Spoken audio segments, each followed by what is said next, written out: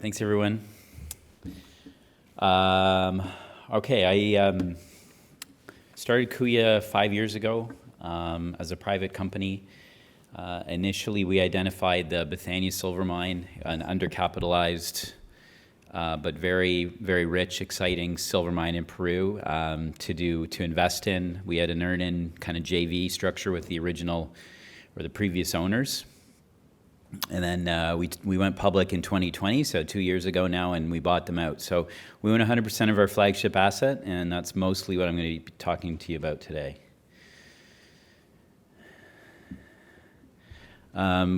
Strategy for Kuya is really to build, the next silver mining company. There are very few of them out there. Lots of juniors who go and drill, and they're great. Canada's great at that, but there are very few companies that actually have production, make money, and give investors exposure to rising silver prices. So that's really the idea behind Kuya. If I look back at the last 20, 25 years of some of our successful predecessors like First Majestic, Pan American, Endeavor, Fortuna, they all started with a single high-grade silver mine, either in Peru or Mexico, and we've got one of those in Peru with the BETHANIA mine. So these smaller but very high-grade operations, they tend to be lower risk. They tend to have need a lot less capital, and that's why they make good assets to start a company with. The way I see it today, Kuya, we've got three big advantages. Sort of over other silver peers. Firstly, our corporate advantage is that we've got a near-term producer. So we can put the BETHANIA mine into production within months if we pull the trigger. Our asset is a silver mine. It's going to have 70% plus revenue from silver. There's lots of guys out there that say they're silver, but when you actually dig into the numbers, it's mostly zinc or gold where you're getting exposure to. Doesn't really matter in a bear market, but in a bull market, when silver prices are rising, people are going to want exposure to companies that have mostly silver, and we have it. High management ownership, so we're fully aligned with our shareholders. I'm the biggest shareholder of the company at 17.5%. We have a very simple structure, 100% ownership of our mine in Peru, and there's no royalties or streams on it. We've also got the second project in Northern Ontario, Canada, which, it's further behind, or earlier stage, I should say. We are not doing a lot with it today, but it does give us further growth in our pipeline in the future. Our exploration advantage is that it's actually very easy to explore at BETHANIA. We're high enough that there's very little vegetation, especially in the hills. So we can map the veins at surface, we can sample them, we can figure out where the high grade zones are, and that's what we'll target with our drilling in the future. So we can save a lot of money by essentially drilling for resources instead of poking around looking for something. That's a big advantage. The other thing we've been able to do really since we've been public is to accumulate a much bigger land position around the mine.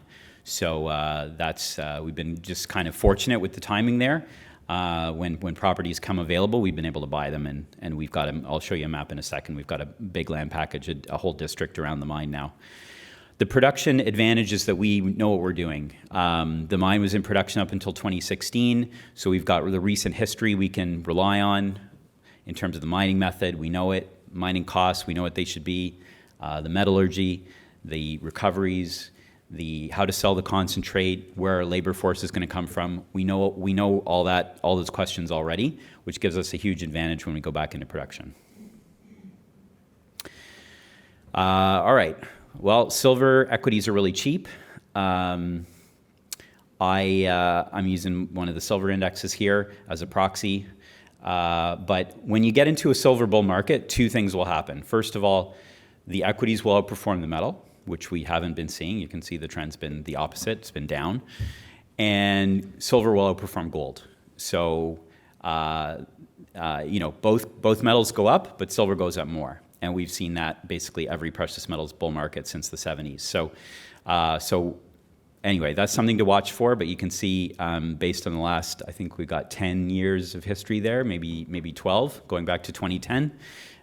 We're at a very low point on both of these charts right now. So good timing, I think, to buy.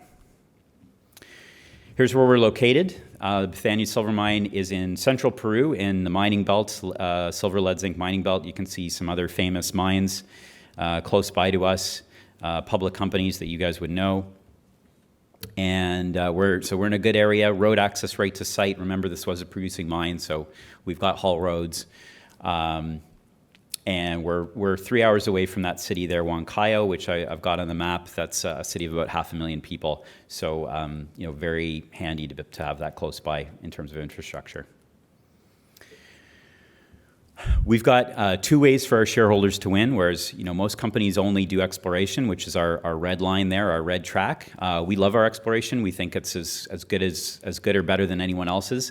But we also can create value or add value by bringing our mine closer and closer to production, bringing those cash flows closer to present day. So as we do that, we create value. So our shareholders win when we explore, they win when we develop, and that's the dual track. Here's our land package now. We've got the red rectangle there is the original mine concession. That's the BETHANIA mine. Our resource sits on about the western third of it, with the rest still kind of unexplored. In 2 tranches, we grew our land package by about 3,000 hectares last year. We've got the pointer doesn't work. Okay, so we got the Carmelita prospect. You can see the other yellow star there.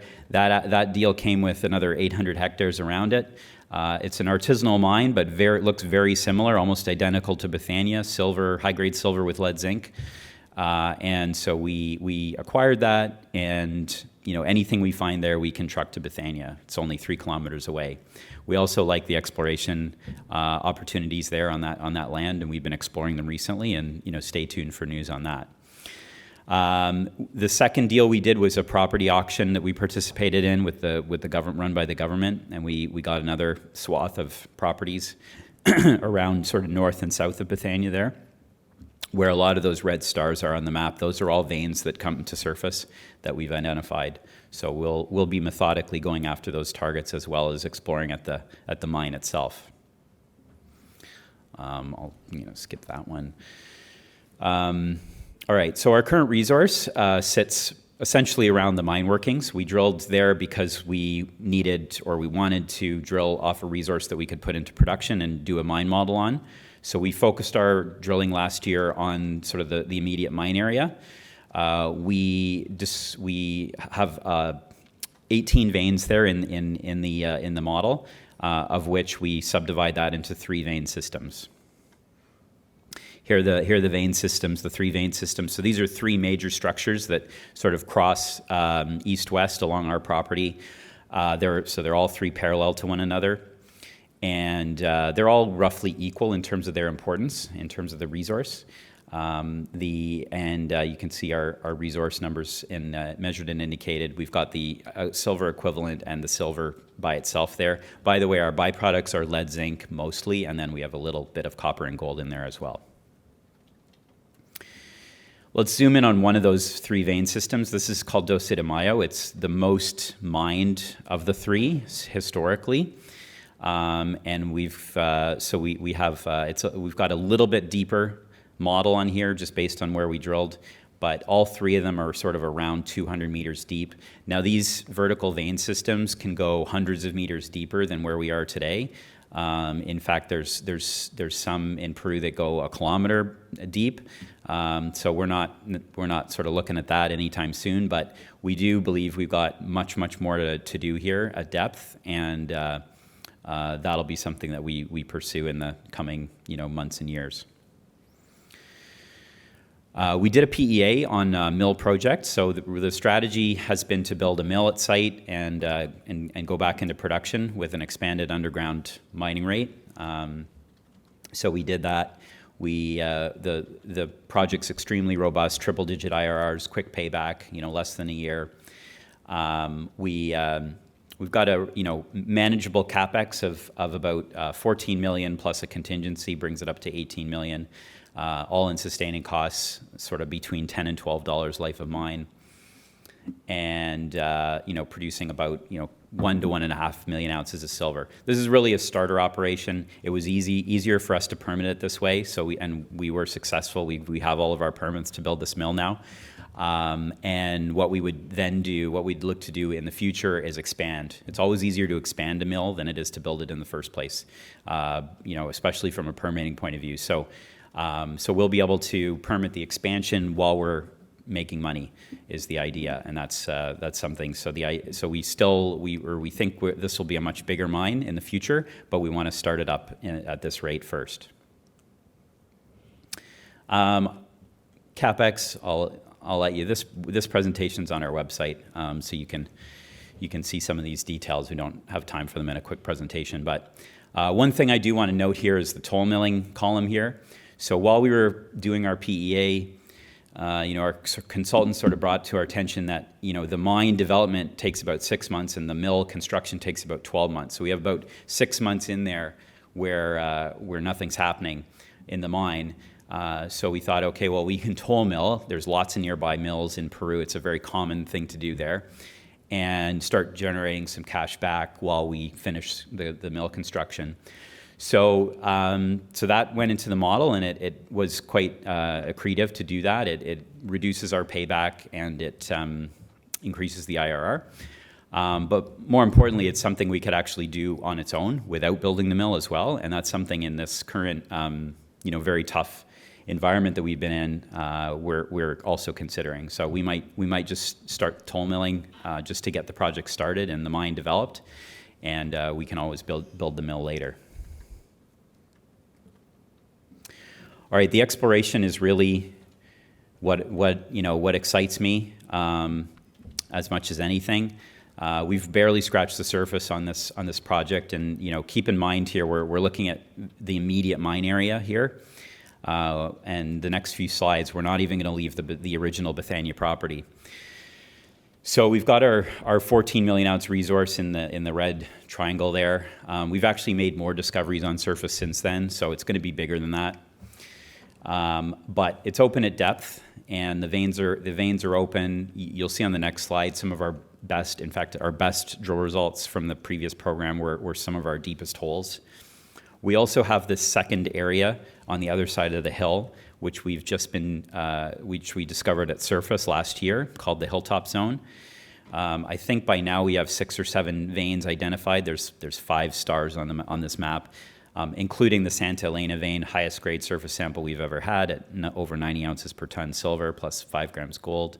So there's clearly something very kind of exciting and rich on the other side of the hill, and we've got to do more work to figure out what's going on there. It's likely or almost certainly all part of the same vein system, but we don't have very much information as to what's going on in the middle. You can see here, this is going to be our priority for exploration on what we call the near mine or the immediate mine area.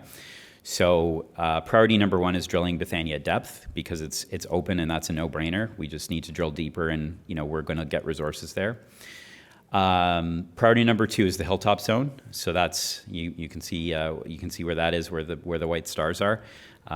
So we're mapping the veins. We've done a lot of sampling of the veins. The next step there is to drill, to start shallowly drilling them and drill them deeper and deeper as we go. Priority 3 would be to connect the 2 zones up together. That's likely going to happen at depth. And then priority 4 would be to continue drilling off to the east. The veins are still open. The system's still open. We just haven't had the chance to do any work over there yet in that valley. Here's some of the recent sampling that we've had this year at both the main mine area on the left and the Hilltop Zone on the right. Obviously, the purple and the pink are very super high grade and a very exciting stuff that we're finding there.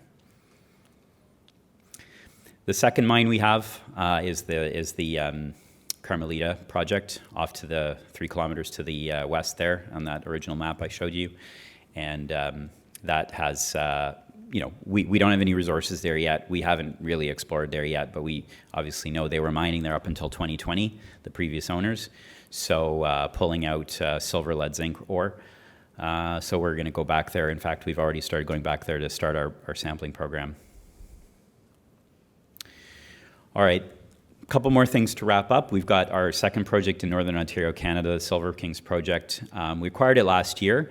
Why? Because we see from a mining perspective a lot of similarities between the cobalt camp and Peru, in the sense that you've got these very super high-grade veins, silver veins, very close to surface, which we know how to mine. This plays into our experience in Peru very well. Geologically and metallurgically, it's completely different because you've got cobalt as your byproduct, you've got native silver as your silver host here, so it's very different than what we've got in Peru from that perspective. But in terms of mining, drilling, and blasting, it's almost the same. So we haven't done much with it yet. We're going to explore, basically chase down some of these good holes that the previous owners drilled, and see what kind of resources we can pick up there, and what kind of development we can do there. Share structure, to wrap up, we've got a market cap here at about 20 million, low 20s million. We were, I think, at our peak over 100 million in January 2021, when, right around the silver squeeze, and when silver was $30. So, and we basically had, we had just listed at that point in time. So since then, we've got our mill permits, we've got a resource, we've got a PEA done, we've added a lot more land to our position at Bethania, acquired the second project in Canada. So we've added to the value of the company, we've de-risked the company, and our shares are trading at about, I guess 1/4 or less than they were in January of 2021. So as Warren Buffett says, it's price is what you pay, value is what you get. I think this is a good example of that. And I won't go through the management. You can read that later. They're all great, and thank you.